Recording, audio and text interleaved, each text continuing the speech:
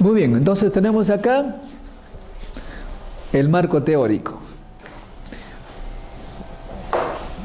En resumen, podríamos decir que en el marco teórico está toda la base sobre la cual ustedes van a avanzar.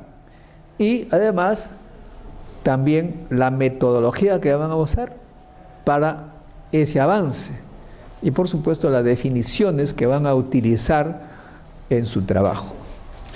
Como repito, esto es para la redacción de la tesis, porque esas definiciones incluso terminan, valga la redundancia, definiéndose al final. Antes uno trabaja y trabaja, llena datos, etc. ¿Ok? Muy bien. ¿Qué viene luego?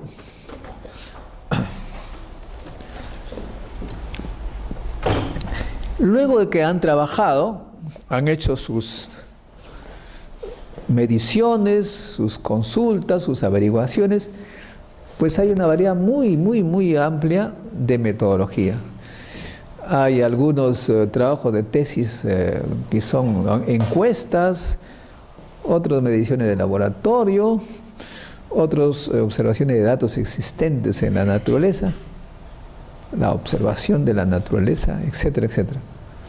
Eso ya depende de cada uno de los trabajos que tienen. Y el análisis lo mismo, cómo se interpretan los resultados, qué han observado sobre su trabajo, qué resultados han obtenido.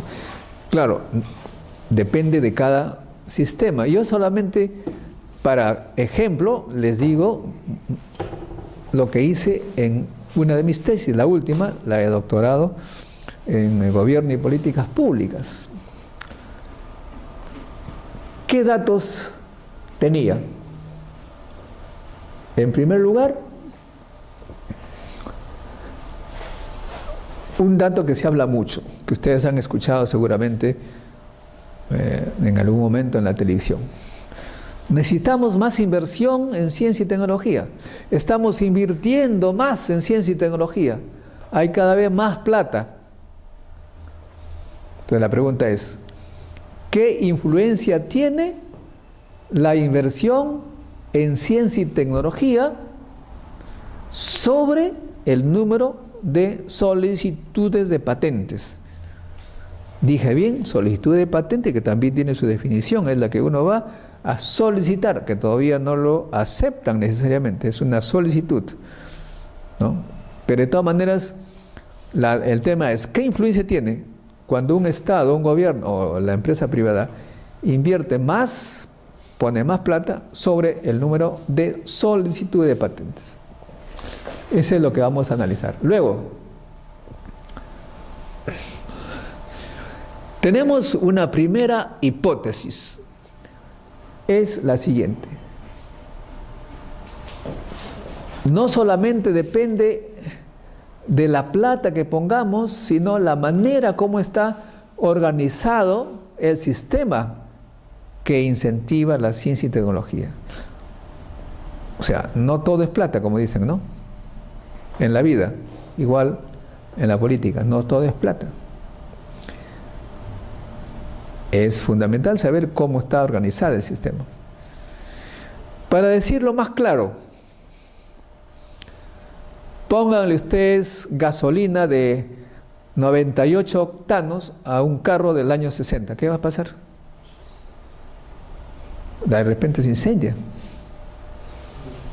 Entonces, no poniéndole una gasolina de mayor octanaje va a tener el mismo resultado, depende del carro. Su carro tiene que estar afinado, es decir, todo un sistema para que saque provecho de esta gasolina cara. Igual, poner más plata en un sistema, no es el caso del Perú, no quiero decir eso, pero un sistema corrupto, poner plata para que los funcionarios se llenen de dinero, no va a tener resultados. Entonces la primera hipótesis es que depende de ello. Y aquí hay dos hipótesis más específicas. Países con decreciente o bajos valores de productividad en número de solicitudes de patentes en inversión en ciencia y tecnología. O sea que hay países que invierten mucho y tienen poco resultado. ¿Qué países son esos? Ponen la plata y no funciona. La otra, hay países que más bien mantienen lo mismo, pero tienen mayores rendimientos. O sea, hay países eficientes donde ponen la plata, crecen las cosas. ¿Cuáles son esos países? La tercera, el tercer punto de la segunda hipótesis, que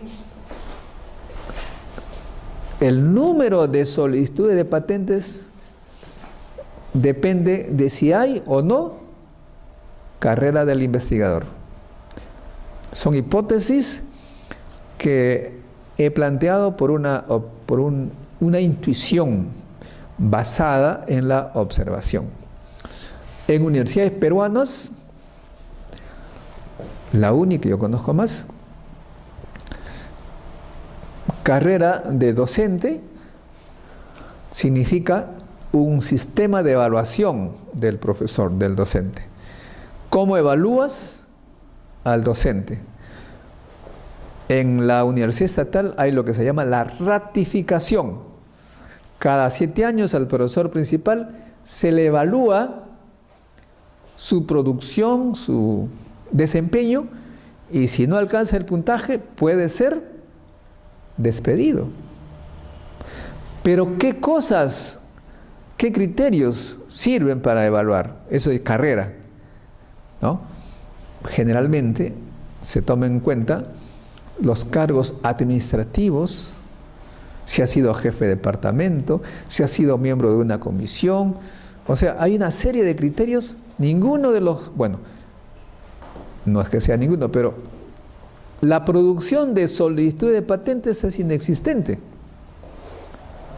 La publicación de artículos científicos en revistas indexadas cuenta por muy poquito. En otras palabras, si un docente se dedica a producir ciencia y patentes, se vuelve un premio Nobel, no alcanza el puntaje para ser ratificado. Tienen que hacer tareas diferentes. Con ese sistema, obviamente no va a haber un incremento en la solicitud de patentes. No sale a cuenta. Por esa razón vamos a ver si esa hipótesis está de acuerdo con la realidad en los países que se analizan del 90 al 2007. Y de todos los sistemas que vamos a observar, se van a escoger los exitosos. Y claro, se va a recomendar al gobierno peruano que aplique lo que esos países exitosos han aplicado. Esa fue la tesis. Muy bien. Son las hipótesis. Ahora bien, en los resultados, vamos a ver los análisis y los resultados. En los resultados, ustedes tienen que ser contundentes. No bla, bla, bla. No yo creo. No me parece. Sino tienen que ser resultados experimentales y bien presentados. Napoleón dijo una vez, pues, un diseño o un cuadro, una figura, no me acuerdo muy bien, vale por 1000 palabras. En otras palabras, si ustedes presentan un gráfico bien presentado, bien hecho, el jurado solamente con observar el gráfico va a decir, ah, de acuerdo, esto tiene razón, ¿no? Igual con tu trabajo tienes tú que mostrar allí, supongo, casos, cuántos pacientes han tenido tal o cual tratamiento y cuántos se han sanado, cuántos se han enfermado y qué ocurrió con aquellos que no tuvieron ese tratamiento, que no consumieron esa combinación de variedades de papa y la preparación que tú estás proponiendo, porque si tú simplemente dices, les di esta preparación a 1000 personas y de estas 1000 personas, pues la tasa de enfermedades fue de solamente 10%, te van a preguntar, ¿y los que no tuvieron eso de repente hubieron menos enfermos? Tienes tú que comparar, ¿no es cierto? Eso tiene que ponerse en gráficos. En mi caso, porque claro, lo que les cuento es una experiencia que puede depender de cada uno de ellos, de las experiencias de ustedes. Por ejemplo, este grafiquito, en el eje horizontal está los años, desde el 85 hasta el 2007. Y en el eje vertical, el número de solicitudes de patentes de los residentes y los no residentes en el mundo. Ahí, obviamente, hay que definir qué significa residentes. En el Perú, si uno inventa algo, va a Indecopi. Y en Indecopi solicita una patente. O sea, yo, peruano, solicito una patente en mi país. Eso se llama solicitud de residentes. Definición conceptual. Pero si vienen de Norteamérica un extranjero o una empresa norteamericana y patenta en Indecopi, eso se llama no residentes. Acá en el Perú hay mucho más patentes de no residentes. ¿Por qué razón? Porque los que han inventado algo y saben que acá podemos copiar eso y vender, una vez que ellos lo patentan, nosotros ya no podemos copiar. Pero si no lo hacen, sí lo podemos copiar. Es como los títulos de propiedad. Hay títulos de propiedad que te dan el derecho a vender, etc. Pero si no está registrado, no te pertenece. ¿Ok? Les pregunto a ustedes, científicos, ingenieros, ¿observan en estas dos curvas algo que nos llame la atención? ¿Ah? El número de solicitudes está creciendo a medida que avanzan los años. Falso. No es así. Mejor dicho, sí y no. ¿Otra observación? La tendencia parece que los no residentes se incrementan, los residentes disminuyen, ¿no? Igual, medio falso, medio verdad. Sí, porque hay una disminución ligera de los no residentes y se mantiene constante, el otro está creciendo. ¿Cuál es la constante? Lo más constante es cada vez que el no residente pues, sigue creciendo, pero constante. Bueno, otra más, alguien que sea más observador. Hay un pequeño detalle. A partir del año 94 son Eso, casi paralelos. es un científico observador, ¿ves? Esa es la clave. No necesito hablar. Yo he presentado mi cuadro, mi figura, y el jurado, que son acá 5 personas, uno de ellos dijo, ya, me di cuenta, en su cuadro que a partir del 94 comenzó a aumentar, y antes del 94 era igual o decreciente. Primera observación. Entonces uno se pregunta, ¿qué sucedió en el 94?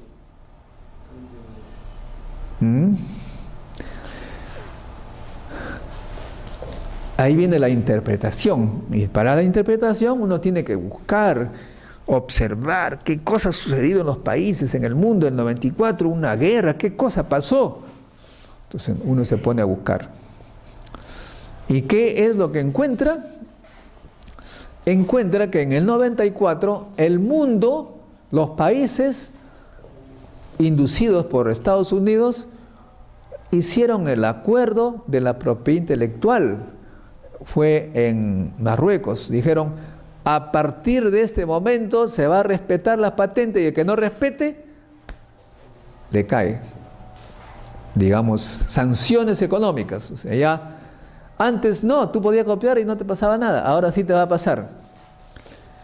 Como ocurrió ese acuerdo, como se dio ese acuerdo, los países, los inventores dijeron, ah, bueno, ahora vale la pena patentar, porque antes yo patentaba, igual me copiaban y no ganaba nada.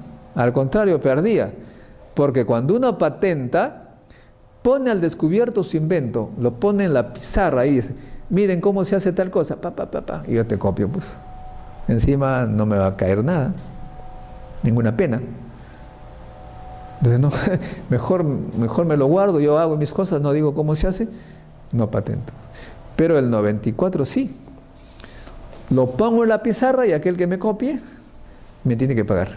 Es más, debo ponerlo en la pizarra y en todas las pizarras del mundo para que me copien y me paguen. Por esa razón, el número de solicitudes de patentes comenzó a aumentar en el mundo, en total, todos los países. O sea que, primera conclusión, el acuerdo de respeto de patentes influyó positivamente en la solicitud de patentes.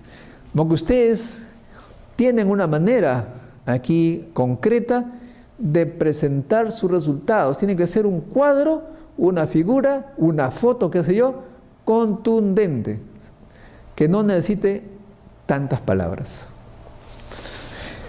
Ahora viene la pregunta siguiente. Esto es en el mundo, pero ¿todos los países han tenido el mismo resultado?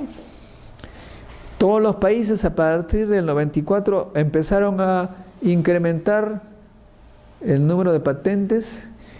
¿Qué políticas hicieron los países para justamente incentivar a su gente a solicitar patentes?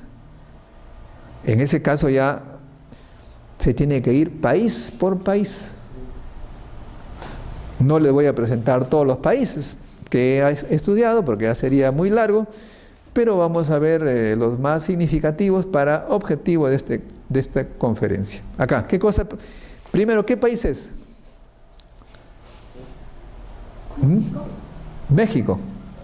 Perfecto. Y es entre el 90 y 2007. En azul, ¿qué cosa es? El número de solicitudes de patentes. Y en anaranjado, ¿qué cosa es? Los dólares invertidos. La plata que pusieron para incentivar las patentes. Entonces, la primera intuición que se le ocurre a los políticos es decir, invierto más y voy a tener más solicitudes de patentes. Invierto más en ciencia, tecnología e innovación. Doy más plata. Tomen, hay más plata. Entonces, caramba, hay más plata, me pongo a investigar. Eso es lo que se pensó. Pero, ¿cuál es el resultado?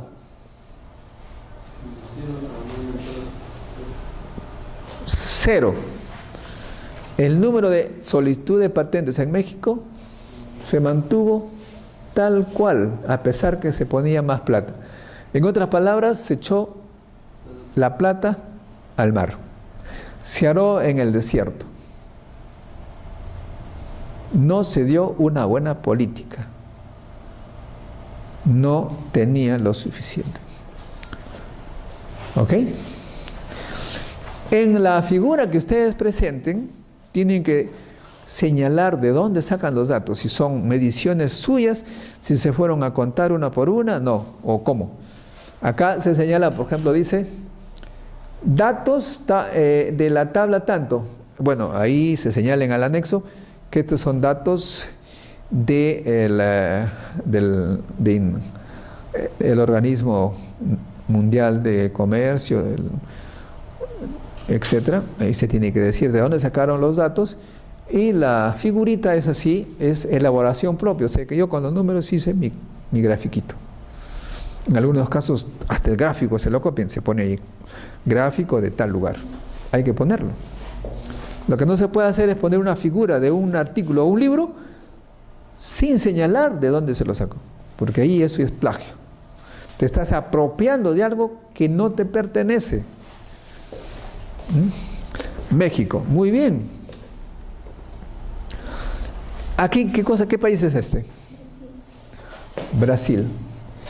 La primera observación respecto a la anterior, ¿cuál sería?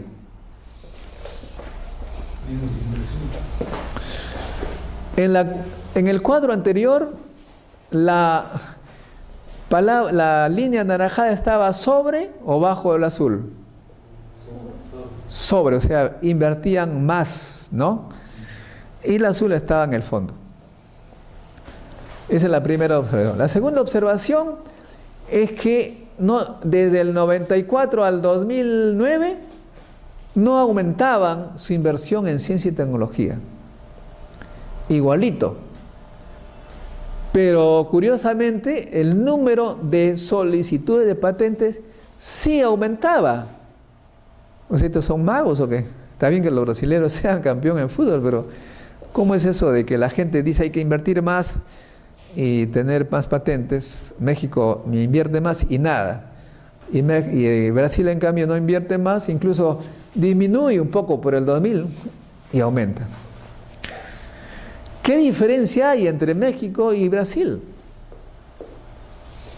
Igual hay que ver, estudiar qué cosa de diferente hay.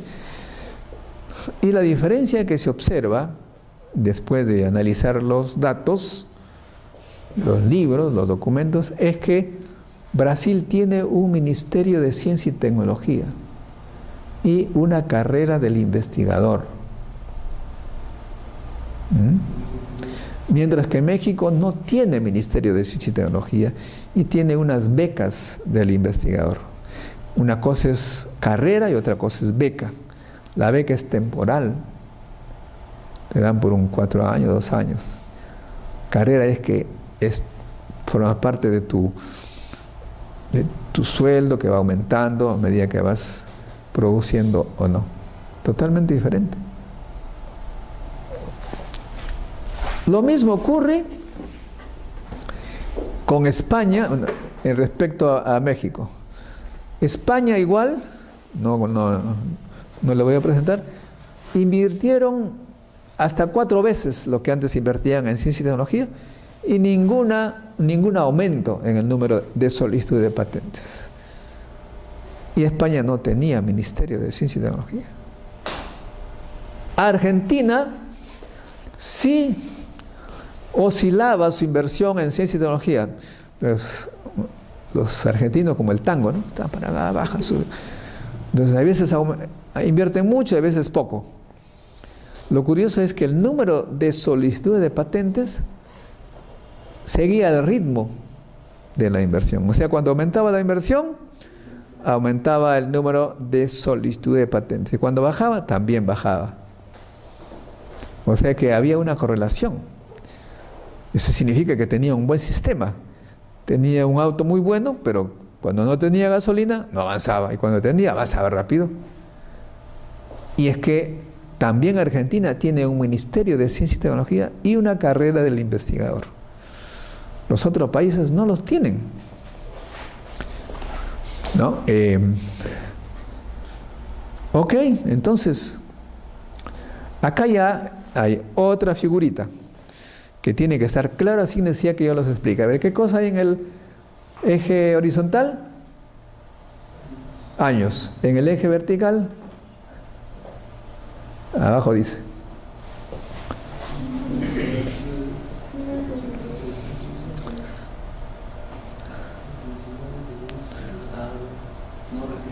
¿Se acuerdan que les decía que hay patentes de residentes y de no residentes? Yo, peruano, cuando solicito acá en Perú, soy residente. Pero algunos de mis inventos tienen mucha mayor producción en Estados Unidos que acá. De modo que a mí me conviene más patentarlo en Estados Unidos, para que los gringos, con toda la plata que tienen, inviertan y produzcan cosas con mi invento. Y al producir más, tienen que darme más plata. De modo que en esta figura está el número de solicitudes de patentes de países latinoamericanos en Estados Unidos. ¿Quién es el que pone más solicitud de patentes en Estados Unidos? ¿Ah? Brasil, ¿no es cierto? Brasil es el que está arriba. Y después viene, y aumenta, ¿no? Y aumenta. Después viene México, pero que se mantiene estable. Por más inversión que han hecho, no, está por ahí. Ahora, México tampoco está muy mal, que digamos. Pero hay que señalar que si bien es cierto, México no tiene una carrera del investigador, ya lo dije, tiene becas. O sea, si tú produces patentes, dan bequitas, o sea, en algo te incentivan. Tampoco es que no tenga ningún incentivo. Pero claramente ahí está. Después viene Argentina también, ¿no? Que es un... Ojo, acá... Ojo, que aquí también depende del tamaño del país. Pero en todo caso, allí están. ¿Dónde está Perú? Está en el fondo, ¿no? Apenas se ve. En nuestro país no hay ni ministerio ni carrera, ya lo señalé. O sea que hay una clara relación entre una política y una producción. Claro, esa es mi tesis, pero ustedes tienen que presentar cuadros de esta naturaleza, o figuras, o fotos, que muestren con claridad los resultados obtenidos. Ese es el mensaje. Esta es una cosa práctica, específica, pero... Ahora bien, de lo que he dicho, hay que un poco ponerlo también en cuadro. Ahí se señala, por ejemplo, algunos cuadros importantes. ¿Cuándo se creó el Ministerio de Ciencia y Tecnología? En Argentina, en el 2007.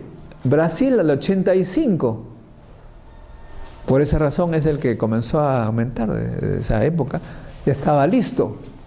En España recién en el 2008, muy tarde. Y creación de la carrera del investigador. Brasil 93. ¿Se acuerdan que el 94 comenzó a aumentar? Ya. Entonces Brasil se dio cuenta, ahora van a respetar mis patentes, entonces necesito una carrera que incentive a la gente a patentar. Argentina desde el 73, por esa razón vimos, les he dicho que sigue a inversión mayor, patente mayor, porque los científicos tenían una carrera, estaban incentivados. Y claro, México crea una pequeña carrera del investigador, como digo, es más bien unas becas, el 84, pero como digo, solamente son becas, no es carrera. Y los otros países no lo tienen, por eso es que están, según este análisis, sin producción. Perú no tiene, ningún país, solamente es Brasil, México, Argentina. Pero México no tiene ministerio. Entonces aquí, viendo los resultados, uno tiene que sacar al final las conclusiones. Obviamente, ¿qué son las conclusiones? Claro está, finalmente las recomendaciones que salen de las conclusiones. Si yo veo que Brasil y Argentina son los que tienen más productividad, es decir, invierten más y entonces hay más solicitud de patentes, quiere decir que esos son los sistemas más adecuados. ¿Qué tienen de diferencia con el resto? Que tienen un ministerio y una carrera del investigador. Y ustedes en cada uno de sus trabajos tienen que hacer, Janet, los que se trataron con el proceso que propongo y los que no se trataron. Se ve claramente que de 1000 hay tanto y de los 1000 que no hay tanto. Vemos claramente una gran diferencia. No sé. Y por supuesto, si se quiere recomendar, pues hay que recomendar al gobierno que se aplique los procesos que han sido descubiertos o inventados por el tesista. Ahí, por ejemplo, se recomienda claramente que hay que crear un Ministerio de Ciencia y Tecnología y hay que crear una carrera del investigador. Pero de ahí vienen también otras cosas más finas, más delicadas. Se necesita un sistema educativo adecuado, que no lo tenemos. Nosotros no estamos preparados desde la niñez para hacer ciencia. Todo lo contrario. Los mayores, peor todavía, últimamente están algo tratando de mejorar. En mi época, en la escuela y en el colegio, el profesor copiaba de un libro en la pizarra. Copiaba así. Y nosotros teníamos que copiar lo que el profesor copiaba en lo que se llamaba bloc borrador. No sé si existiera hasta ahora un cuaderno de apuntes, que era en papel periódico, todo de barato, porque era borrador. Ahí copiábamos lo que el profesor copiaba del libro. Y luego pasábamos en limpio, que significaba copiar lo que habíamos copiado, pero en un cuaderno ya de papel fino, con lapicero fino, títulos en rojo, texto en azul. Algunos para ganar puntitos hacían con líquido el título, una nubecita, y hacían, parecía una nube, el título de la nube, es una cosa así, pero nada de creativo. Y luego los llamados pasos nos pedían repetir de memoria algún párrafo de lo que habíamos copiado. Y si nos equivocábamos en algunas palabras, mala nota. E incluso nos podía caer un palmetazo en la mano, con una regla dura. ¿Alguno de ustedes ha recibido ese tratamiento aquí? Ya no, ¿no? Eso era antes. Y entonces la gente acostumbrada a memorizar, no a crear. Entonces, con ese sistema, ni hablar. Actualmente, dado que los profesores son gente antigua, todavía tienen ese criterio y les es muy difícil cambiar. Entonces hay alumnos quietecitos que no hacen bulla, parecen en prisión, lo más calmado posible, no hacen preguntas, tienen miedo de preguntar, prácticamente se les genera un terror a la equivocación, cuando la ciencia es equivocación y corrección. Es decir, no estamos formados. Por esa razón, hicimos un análisis de la educación primaria y secundaria y también universitaria. Hay universidades en que te dicen teoría, toda la teoría, te enseñan la teoría, y luego práctica de laboratorio, te dan un manual donde te dicen exactamente cómo vas a hacer el experimento, y al final te dicen observaciones, conclusiones, qué sé yo. O sea, te están preparando para cocinero. ¿Ah? Dicho sea de paso, cuando estaba en París, en los años 70, alguien se enteraba que yo era peruano, me decía, tócate algo. Éramos músicos. Hoy en día, la vez pasada que fui, unos amigos allí, no amigos, recién conocidos, se enteran que soy peruano, me dice, cocínate algo. ¿Ah? Es que ahora está de moda la cocina. Y bueno, y se incentiva, se ensalza, ¿no? El gran cocinero, la mixtura. O sea, se pone en valor las cosas que ellos creen convenientes. Hay un ex ministro de Economía, Luis Carranza, que dijo hace unos 4 años, y salió publicado, que los cocineros no nos van a sacar de la pobreza, le cayeron con todo, lo insultaron, etc. ¿Ah? De modo que también se hizo ese análisis. Y además, fortalecimiento del Sistema Nacional de Ciencia y Tecnología. Nosotros tenemos, hago el análisis de la administración, y tenemos en el Perú como una veintena de institutos de ciencia y tecnología, cada uno independiente, no hay una relación entre ellos, y cada vez que se quiere resolver un problema hay que firmar convenios, tratados, etcétera, de colaboración. Por ejemplo, ustedes saben lo que se llama, ¿qué cosa es la ENFEN? Esto que hacen anuncios del fenómeno El Niño. Hacen 3 instituciones: el Instituto del Mar del Perú, el Instituto Geofísico, CENAMI y no sé qué más. Han tenido que hacer convenios, siendo unos 4 gatos en cada uno, puro papel. Si hubiera un solo instituto, no tendrían que hacer tanto convenio. Hay sistemas, un sistema de institutos totalmente dispersos, desarticulados. Es como si que nosotros, acá 6, para hacer un trabajo tendríamos que firmar un montón de papeles, siendo tan poquitos. O sea que hay que optimizar también. Esas son las conclusiones y las recomendaciones que se dan al gobierno. Ok, ahora bien, las referencias.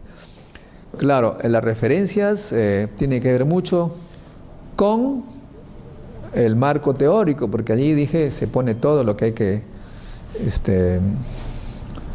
lo que se ha descubierto. Para las referencias es muy importante tener en cuenta 2 cosas.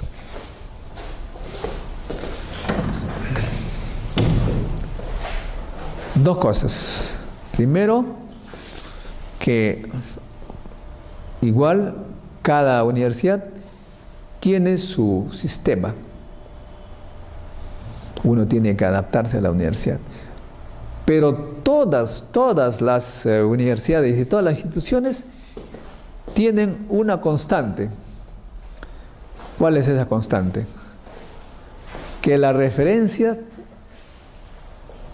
debe estar escritas de tal manera que uno pueda, sin esfuerzos, encontrar el documento al que hace referencia, valga la redundancia. Por ejemplo, si yo pongo, se midió que la acidez de las aguas del río Rímac, que son 6, ¿no? Bueno, pone referencia. Juan Pérez, tesis, Universidad San Marcos, 2000. Me tendré que ir a buscar en las tesis en San Marcos. Como dije, no se debe hacer referencia, salvo casos ultra necesarios, de tesis que no han sido publicadas, porque la mayoría de las tesis no se tiene acceso, habría que ir a la universidad. El jurado tendría que ir a la Universidad de San Marcos para ver dónde está la bendita tesis y corroborar que lo que él dice está ahí. Eso no puede ser. Se tiene que mencionar artículos publicados en revistas indizadas y que está en la internet. Todas las revistas indexadas están en la internet. Cada institución tiene acceso a ellas, que están en el sistema de Concitec. Allí están, completo. Y entonces el jurado de tesis o el jurado del artículo, que es totalmente equivalente, dice: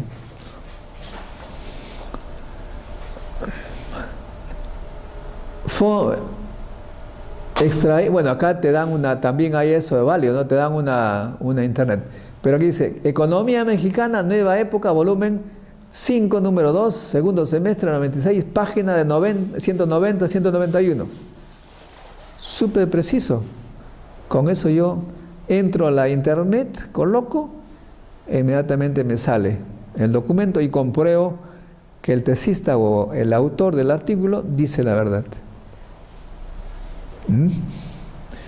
O sea, tiene que ser lo suficientemente claro para que el que revisa la tesis o el artículo pueda ir. Toda revista científica tiene obviamente su nombre, su año, su volumen, su número, sus páginas. Allí he sacado esta referencia. Ahora, ¿cómo se presenta? Eso ya depende mucho de, nuevamente, la institución. Por ejemplo, acá dice Basadre, Jorge, Barrera, Martín, entre paréntesis 98. Hay otros que al contrario ponen M. Barrera, la ciencia en Brasil, la investigación número tanto, página tanto, y el año al final, con el número de páginas. Eso puede variar, o sea, la manera como se presenta la referencia hay 2, 3, 4 sistemas, pero todos son equivalentes en el sentido que te permiten ubicar el documento al que hace referencia. Eso es lo fundamental, ¿sí? Ok. Anexos. En los artículos científicos no se colocan normalmente anexos, salvo en raras ocasiones que sí las hay, ¿no? En las tesis sí se acostumbra a poner anexos. ¿Qué cosa es un anexo? Son pues los datos, las tablas de los cuales uno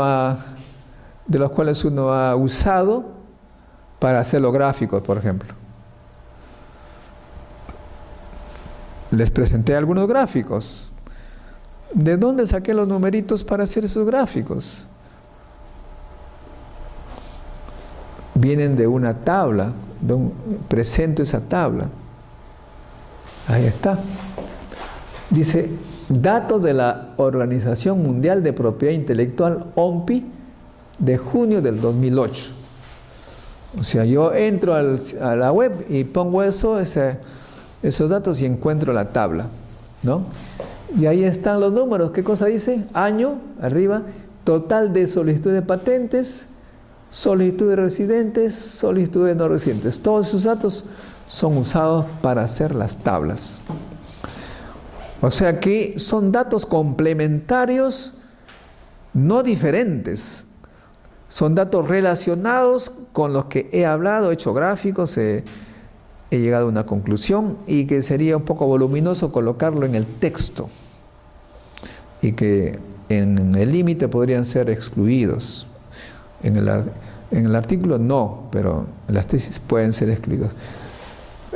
Un gráfico, ya puedo saber de qué números, pero no con tanta exactitud, ¿no es cierto?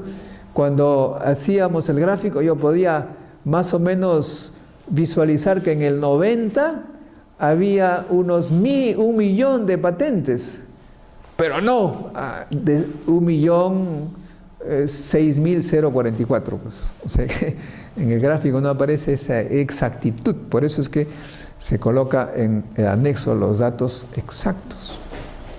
¿Sí? Hay veces uno tiene que hacer análisis de los gráficos presentados en los artículos y que no han presentado los datos exactos.